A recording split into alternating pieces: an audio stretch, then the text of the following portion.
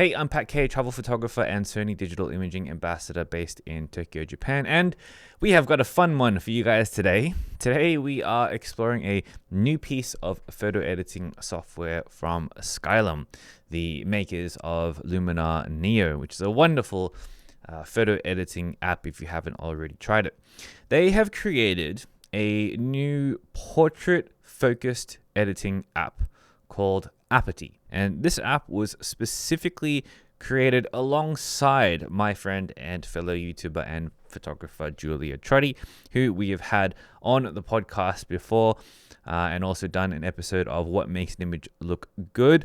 And if you've watched either of those videos, then you'll know that I absolutely love Julia's portrait work. So I am super excited to show you this piece of software with her. All right, a quick shout out to Skylum for sponsoring this video and providing us the opportunity to check it out via the means of a beta key. Now, the big promises of Aperty is that it is for portrait photographers who want to save time. You know, in the past, you would have to spend hours and hours in Photoshop retouching faces, blemishes, removing objects and all sorts of things using techniques like frequency separation and dodging and burning and stamping and all of those legacy methods. Aperty aims to encapsulate all of those things, plus having a fully fledged photo editor baked into the one thing that works completely offline, which is a big claim and certainly very, very exciting. So let's jump in. Okay, so this is the first screen that you see when you load up Aperty. You create projects specifically. So that's like your kind of grouping function, your grouping mechanism. So I've created a little group here called YouTube, loaded some images, some portraits in here.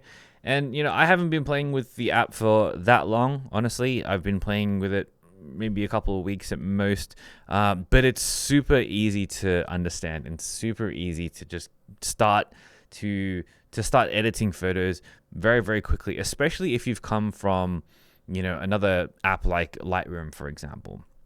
One thing that sets this app apart, I feel like just straight off the bat, is that the UI is super slick. I really, really love the way that it looks. So we've got a couple of functions up here on the top left. You know, just icons about how you group things. We've got all of the EXIF data here for the shot in the top middle. And then on the right is all of the controls. From there, all you have is a film strip down the bottom, and that's kind of it. Everything kind of gets out of the way. Everything is black and sleek and minimal, and that allows the photos to really stand out and be the center of attention when you're editing your photos. So let's get into it.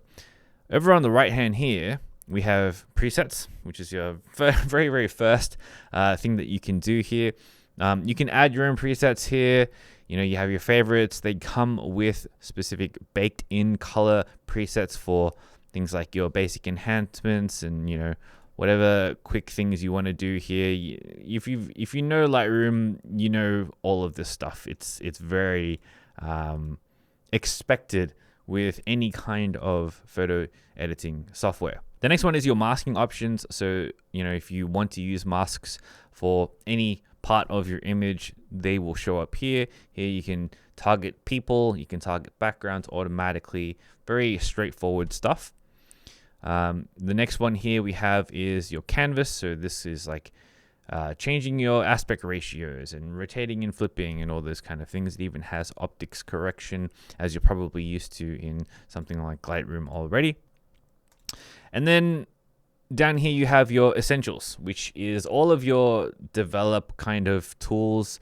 You know, again, if you have used any photo editor in the past, you know exactly what is here. So I won't bore you with all of the details because it's honestly, it's the same as every other kind of program, right? And all the fun stuff is in these three buttons here. But for all of your images, it's, you know, your general exposure and, you know, highlights and stuff like that. And all of these functions are very quick to change and very snappy. You've got your parametric curve and stuff like that here. You can do your classic S curves and stuff like that. You know, we've got color, HSL, black and white if you want to convert things over to black and white as well, which is kind of cool. Sharpen details. We've got details and structure down here. And then, we've got luminosity and color and noise reduction and all those sorts of things. Very straightforward stuff. But the thing that's really exciting about Aperty is these next 3 buttons. So this first one here is Retouch. And this is where you really get into the crux of why a portrait-specific photo editor is super useful, right? And this is where all of those, functions like frequency separation and dodging and burning and all that kind of stuff happen, with a couple of twists, a couple of nice things added to the toolbox as well. So the first one is blemish removal. So we've got Miyu here. She doesn't have that many blemishes at all, but some, bits here and some bits here and, just minor stuff. And it's very easy to do blemish removal in Aperty. All you need to do is just drag the slider, really. So if we drag that up to here, you'll see that it's applying skin, and all of the blemishes are just gone, just like that. Absolutely amazing. We can press this little icon up here for a preview. This is what it was before. This is what it is after. And, if you were to do this function in Photoshop, this would take you so long. Like, you would have to sit there and tap, tap, tap, tap, tap, tap, tap, or like brush, brush, brush, brush, brush after setting up all your frequency separation stuff. If you've got an action for it, then even better. But like it's just a slider and it's so quick. It also has options for freckles and then, details and stuff like that. But one thing that I did see in the notes is that the team really tried to preserve the texture of skin. I think that's really important to call out. And you'll see it here with skin smoothing. So if I, increase this to a cartoonish effect, I wouldn't ever go this hard, but just for the sake of demonstration, I've got this up pretty high, 68. So this is like after, and then this is before, after, before, after, before. And in the after, the team has tried to make sure that the texture of the skin is still prevalent in your portraits, especially when you're shooting, portraits up close and you have enough detail resolved to see the pores of the face. In a portrait, it's still very, very important to see those little pores and the texture of the skin on the face. Faces aren't smooth, right? They don't have you get all these filters all the time, especially on like phone apps and stuff like that just like completely just smooth the skin to it's like a China doll like appearance. But with this, they've really tried to preserve all the details and the texture of the skin, and you can slide that down if you want less of it, and you can slide that up if you want more of it. Really, really nice. The next feature that they have here is face skin color correction. In this case, it doesn't really need any correction, but let's see what it does. Yeah, nothing. But this is what I wanted to talk about a lot, because dark circles for me was one of the things in Photoshop that would take me so long to do. It's perhaps more so than blemish removal. Dark circles below the eyes is like the number one thing that I just hate doing. In Aperty, again, it's just a simple slider. All you have to do is bam, and that's it. That's all you need to do. It's gone. So if I go, this is the after, this is the before, after, before, after, before. Amazing. See all of the detail, especially on her left eye here, like under this kind of side. If I just take that off, it looks like this. And if I go maximum, just for exaggeration purposes, that's what it looks like. And this is, it's a smidge bit comical, but it's also quite realistic, like surprisingly realistic. Again, if I, go and zoom out and I'll go, this is the after, this is the before, after, before, after, before. To get from this to this with like 3 sliders is such a huge deal, and it's honestly so cool and very, very impressive. And then the last 2 options in the skin category here, we have face brighten and shine removal. Miyu here doesn't have any shine on her face, so we don't need that, but this is what face brighten does. Aperty obviously creates some kind of targeting or mask for you for every image and selects that automatically for you. And then if you want to brighten the face, then you can. For me and for this image, most definitely not needed. All right, the next section here, we've got eyes. So this is cool.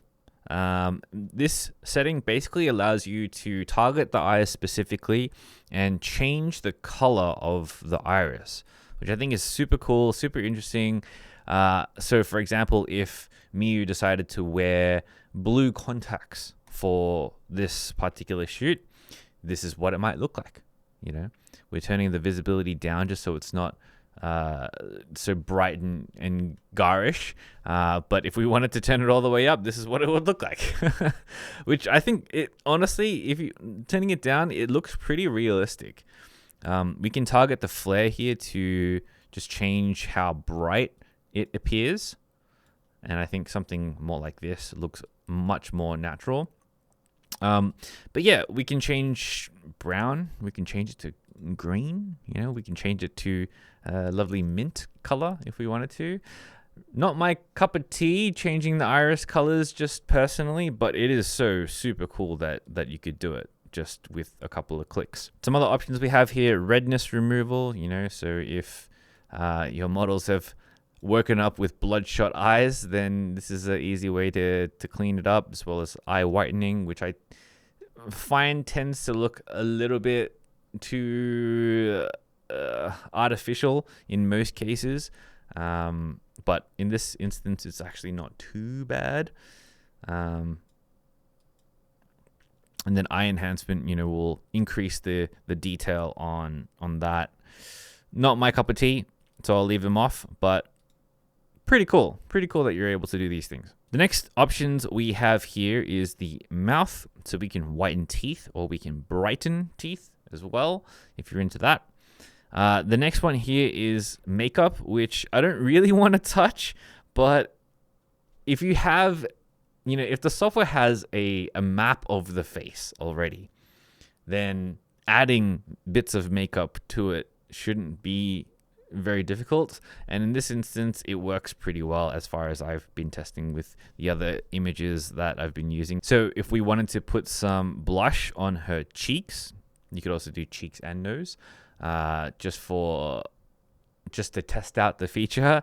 If we go a very, very large amount, this is what it would look like. Boom. Definitely a very extreme kind of look. Not for me.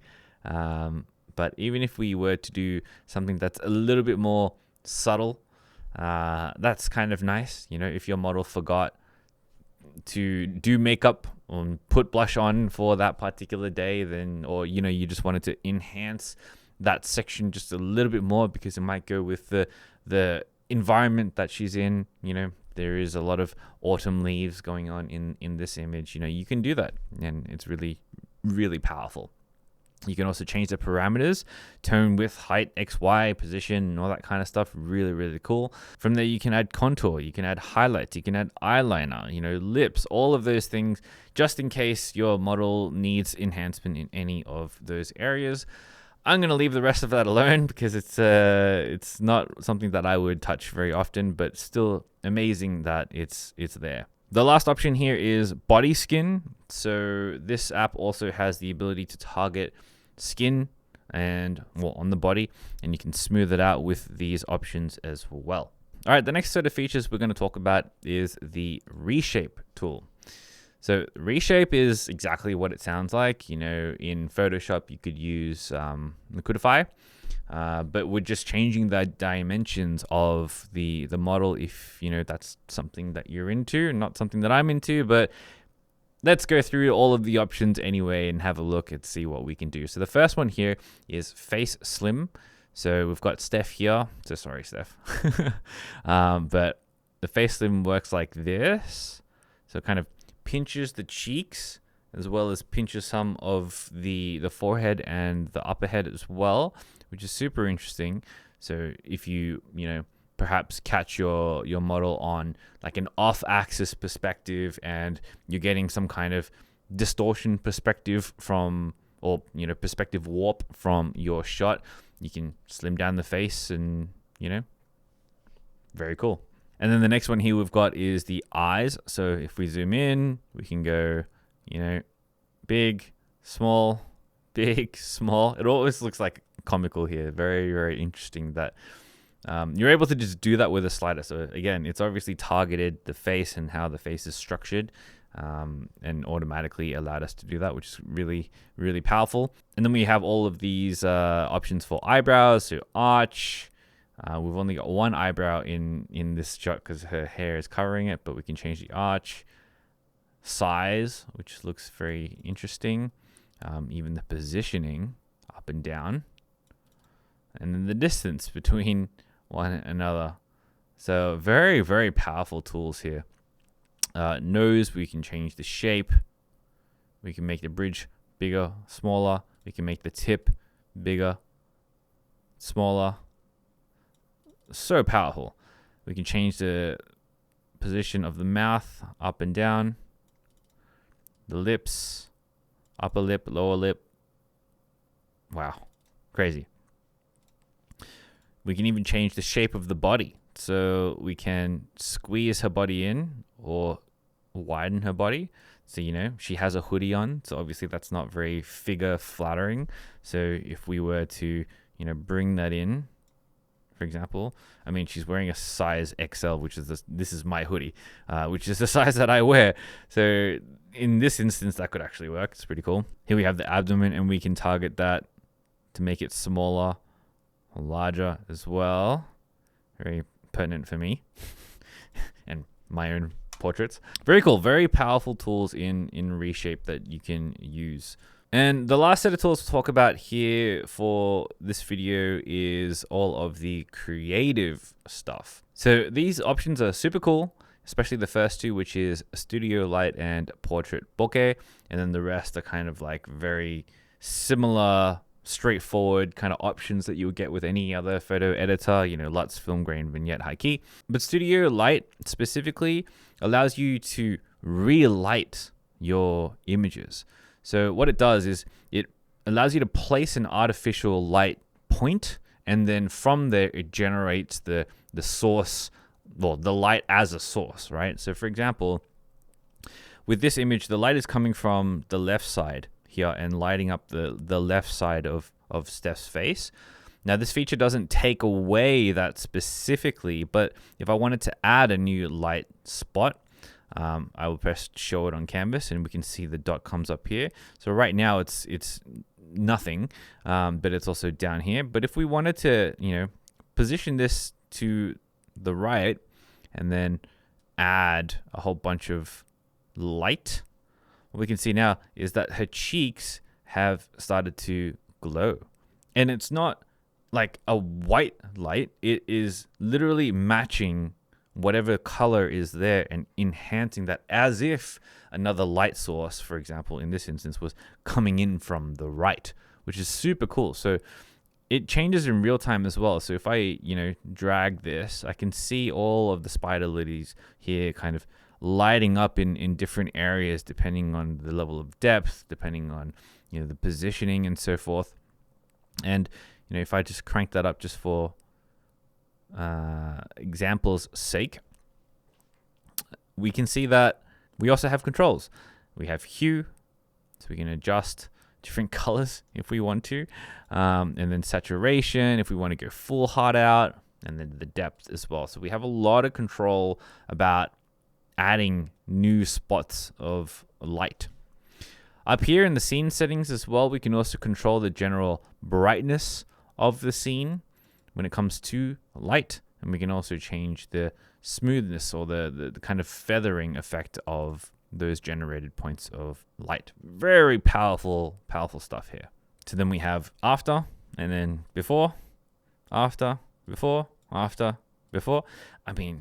That kind of like brushing in would take you so long to do, and it's just very difficult to even like get the directionality of that right in the first place. So really good job for the Studio Light function. The next one we have is Portrait Bokeh. So in the event you don't have enough bokeh in your shot, you can add more. Although this one has a heaping amount of bokeh in it. Let's just see what it does. So if we just crank that just to see what it does, I'm very curious. I assume that what it's doing is creating a depth map as much as it can, even though it is a 2D image, and adding the bokeh depending on how far away the certain reflections and surfaces are. In this instance, it's kind of Gaussian blurred out my already existing bokeh. So this is the after, this is the before, after, before, after, before. So it's kind of neat in the sense that the targeting is pretty accurate. Although it has messed up a little bit on the hands here, but I don't know whether that's a function of the math being incorrect or the mask being incorrect, or generally what it thinks to be, what the depth is right now. But we can actually go and press this button here and control the mask. So for example, if I wanted to, jump in here, and this is the mask already, and if I think that this bit needs a little bit more mask to it, I can brush that in like so. From there, if I save that, then it's been added to the mask successfully, and the amount of bokeh, it looks pretty natural now. So pretty powerful. But yeah, you would have to spend a little bit of time refining the mask for all of the things that you want to do. But of course, I've set this to 100, so it's like the absolute most intense version of what it should be. But if I was doing this realistically, it would be a lot smaller and a lot more subdued. So it would look like something like this. Pretty good. Very impressed. All right, and that's kind of it. The rest of the app is very straightforward. You can do things like, batch editing and saving all of your functions and presets from one image and copy them into another, and all of that kind of stuff. If you are a wedding photographer, or a portrait photographer that likes to take a lot of the same kind of poses and wants a lot of the same edits across a sequence of images, for example, super powerful stuff. But overall, I am really impressed with Aperty and how powerful it is. As I mentioned earlier in the video, a lot of those functions that we were playing with would take me hours, hours and hours and hours in Photoshop, and you can just do them with a single powerful slider. And it just makes me realize how much of an insane period of time we are in for photography in 2024, with amazing tools that do this. So thank you again to Skylum for sponsoring this video and providing us the opportunity to check out Aperty. I think it's pretty damn cool, and if you want to check it out as well, if you're a portrait photographer, it's going to save you a lot of time when it releases coming in November. Link in the description below. All right, I'll see you in the next one, but until then, get out there and make something that matters. Peace.